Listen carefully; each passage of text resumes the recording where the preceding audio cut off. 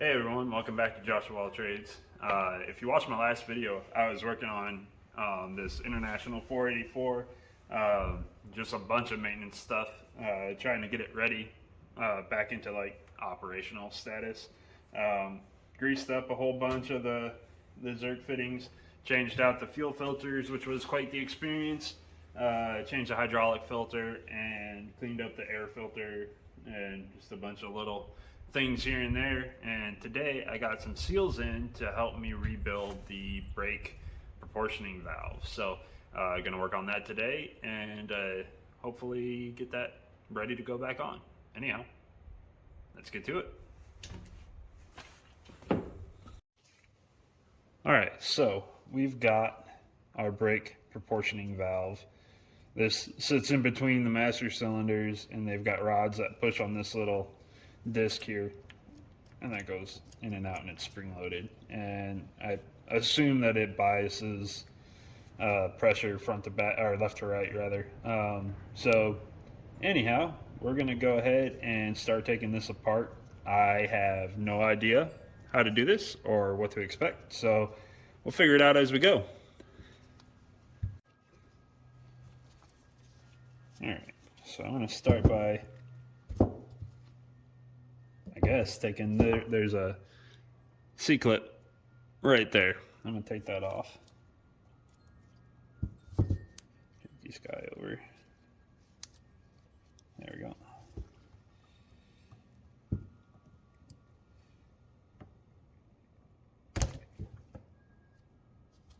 go. Off to a good start. I already got a hold of my glove. I'm gonna get my fingies all dirty. There we go.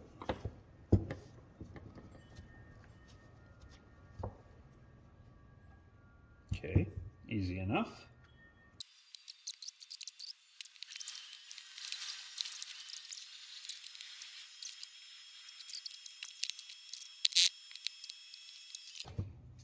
All right, so I'm not sure how to get that guy out of there.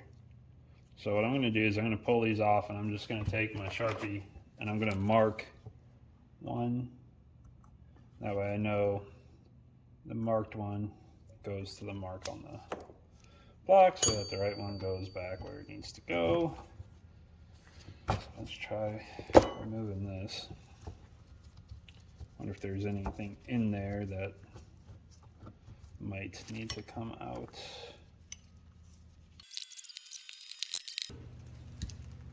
There it goes.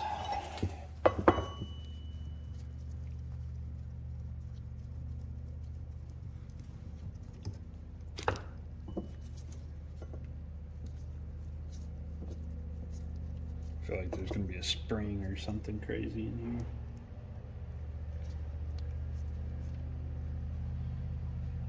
here. Okay, so yep, there is a spring and an O-ring of sorts. So we're going to do this one at a time. See what we got.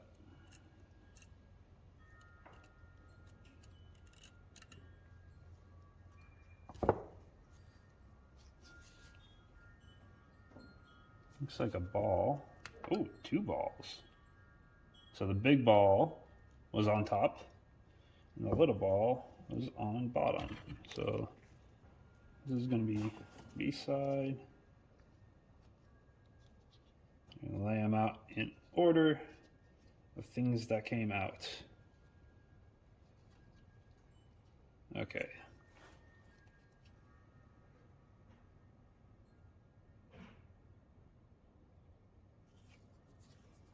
All right.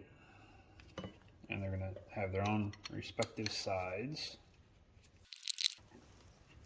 Oh, there it goes. Maybe. Yep. And this one needs to go. Wrong way. Don't be any. It needs to go that way.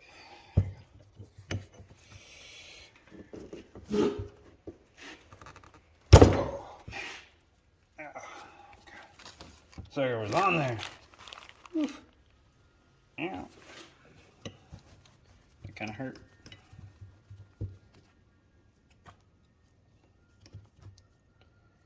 That goes on there. This goes off here. That's how that O-ring goes on there, by the way. It's right there. This one was all smushed. Alright, so now we're going to doubly check.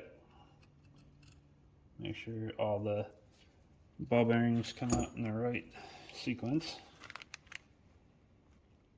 So big, little. Okay. Alright.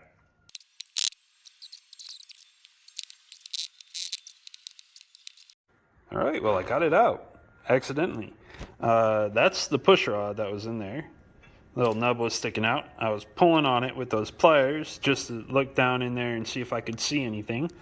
And it turns out that sucker is quite spring-loaded. It slipped out of the pliers, shot that way, knocked the cap out of the back. That push rod flew in that direction. The spring ended up in the bucket. Thank God I found that. But yeah, so the cap is in that direction. So I'm going to see if I can find it. Don't recommend. All right, ladies and gentlemen, no way. I think I found it underneath the RX-7.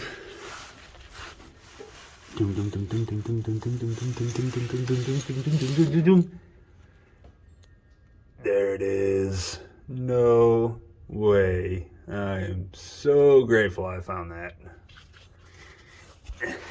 Gib. Yeah, that's it. Look at that. There she blows. Whew, what a relief. Alright, well I'm super glad that I found all the pieces. That thing shot out of there like a rocket. So, anyhow, all that's left is to get this seal out still. There it goes. Oh, I got it. Whoo-wee. But see, what I mean about that, this was on the inside. Typically on oil seals, the opening goes towards the oil.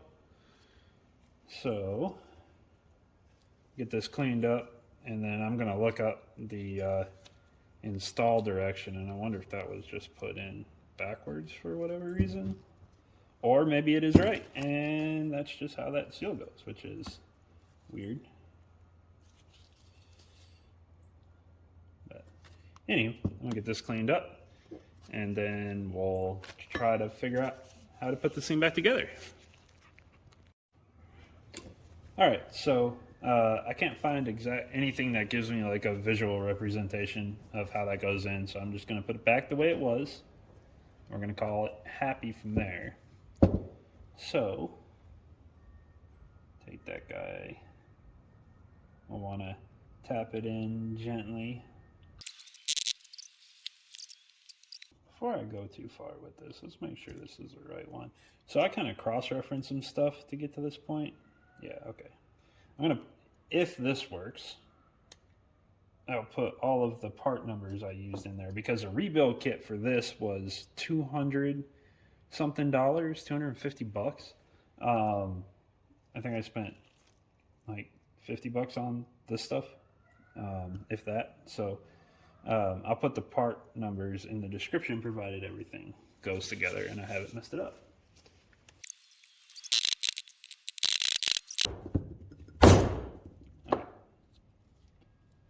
Alright, that's in there. Now, O-rings on this guy. Alright, so there are two sizes of O-rings that were in the kit.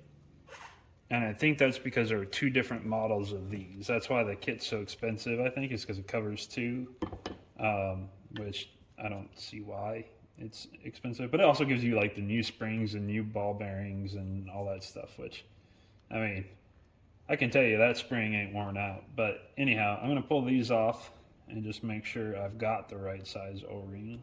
Because again, I just cross-referenced some part numbers, so I may not have the right combinations, but we'll find out. All right, so these are the two sizes I got. Pretty close, but those are closer. All right, so that's one. The top's going to be on my right, the bottom's going to be on my left. All right, so drop that one there, lay that like that. All right, so this I'm going to do without gloves because I can't finessely handle small things with gloves on. So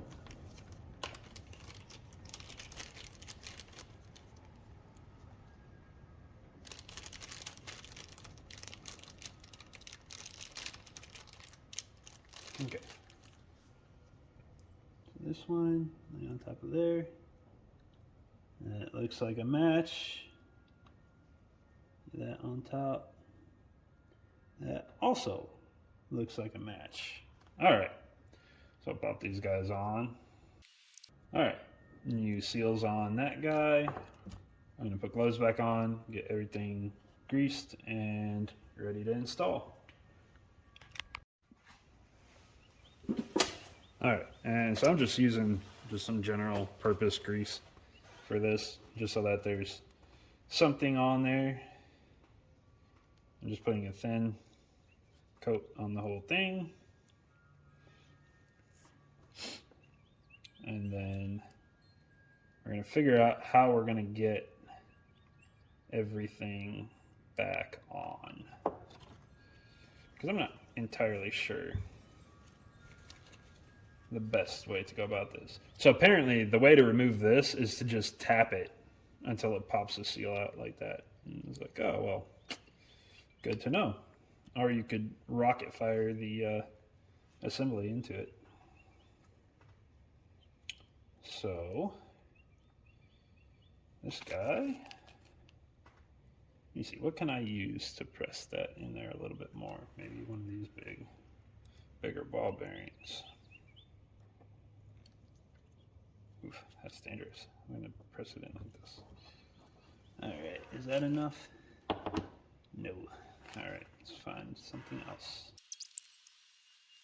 Okay, so I've just got a small socket that I'm gonna press down against. And then I should be able to slide this on that way. Yeah, haha. Every once in a while, a blind nut finds a squirrel.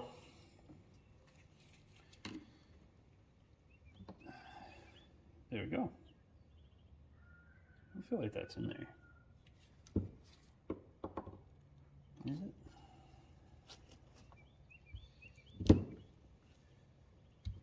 That wasn't very confidence inspiring.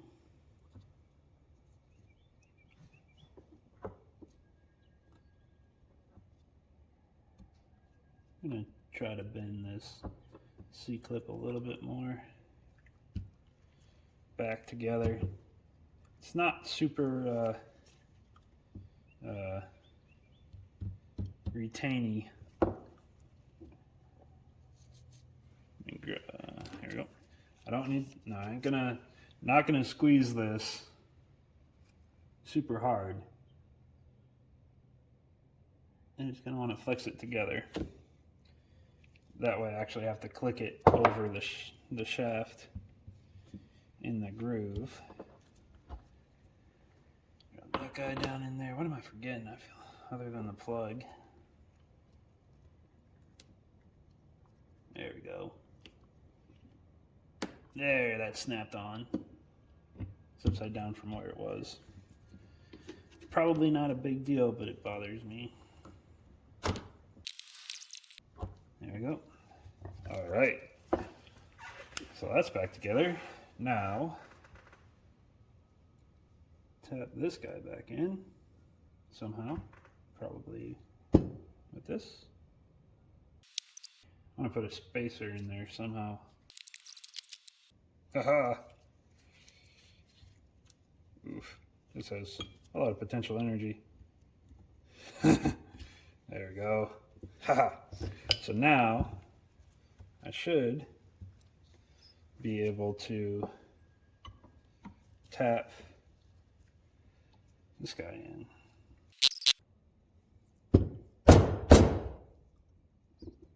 We're about there. Yep. All right. So see where that bevel right there stops? That's where the top of that plug is. And this socket was like the perfect size to get that in there. So that worked. So now I'll get this guy back out.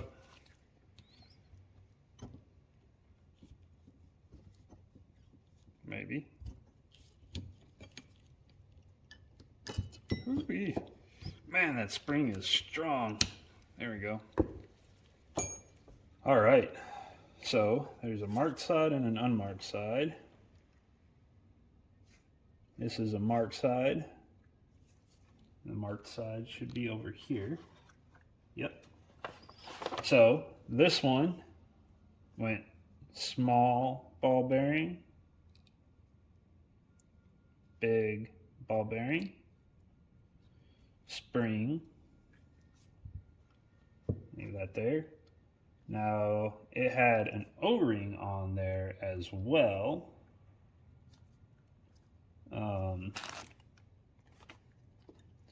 Like that. So I'm gonna pull this one off and double check my sizes because I should have a replacement in my little kit.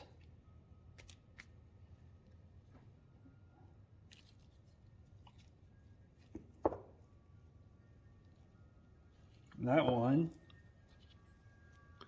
So that one is slightly larger than the one that was on the plunger itself. And I have a slightly larger O-ring here. Let's make sure they're the same size.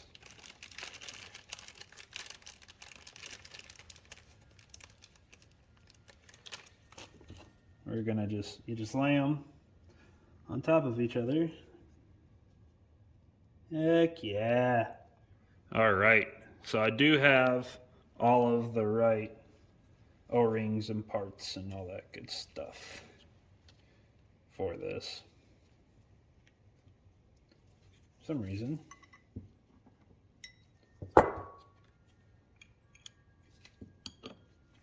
This washer's all the way up on the, it's like wedged. There it goes. All right, so we're going to take our new O-ring, set it over the threads. There we have it. So this guy will live right now. All right, and then this guy, oh wait, yeah,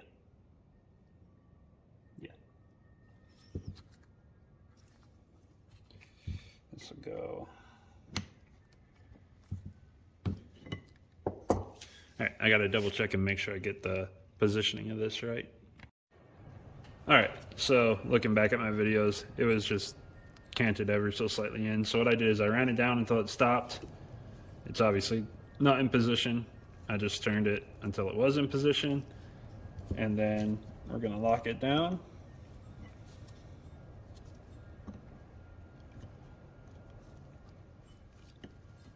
While holding everything in place.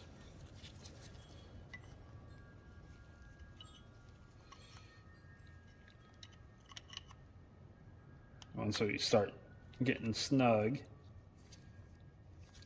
we're going to, oh actually, there we go.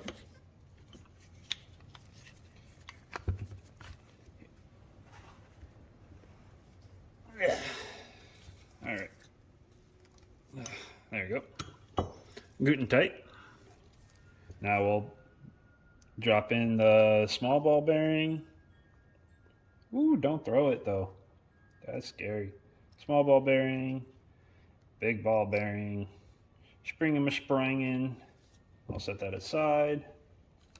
We'll grab another one of our bigger O-rings. O-rings.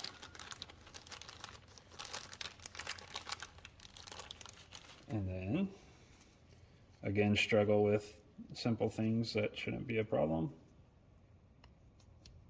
Like putting an O-ring on. Hey, that went better than the last one. Down past the threads. There we go. Screw this one on.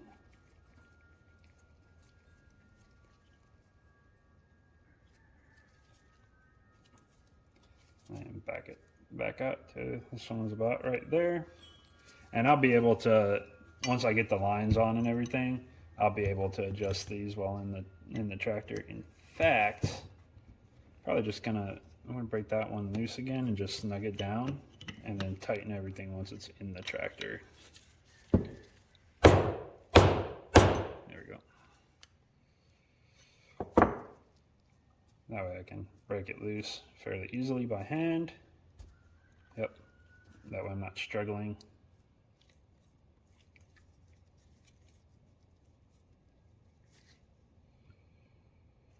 All right, this one is the marked. It goes to the marked, which was this guy. And again, I'm just gonna leave these kind of loose because I'm gonna have to finagle them once they are on the tractor.